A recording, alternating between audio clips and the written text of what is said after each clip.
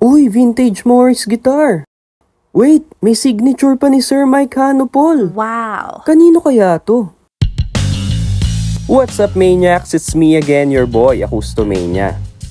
Guitar repair and pickup installation video na naman tayo. So kanino nga ba itong vintage guitar na to?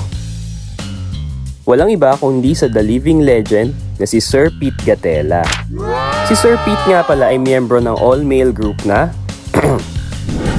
Hagibis. Yeah! According to Sir Pete, 1970s pa daw tong gitara na to. Huh? Pero buong-buo pa din ito at maganda pa din ang tunog. Ang gusto nga pala ni Sir ay babaan ng action ng gitara at installan ng pickup. Napansin ko lang na angat na ang bridge nito, kaya mataas ang action. So ito muna ang una kong aayusin. Simulan na natin ang maangas na pag-setup.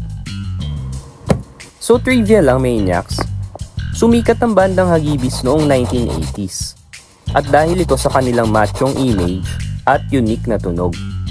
Ilan sa mga pinasikat nilang kanta ay ang Nanggigigil,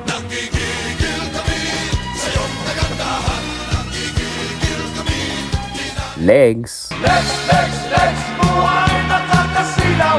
Legs, buhay nakakatunaw. at syempre Katawan.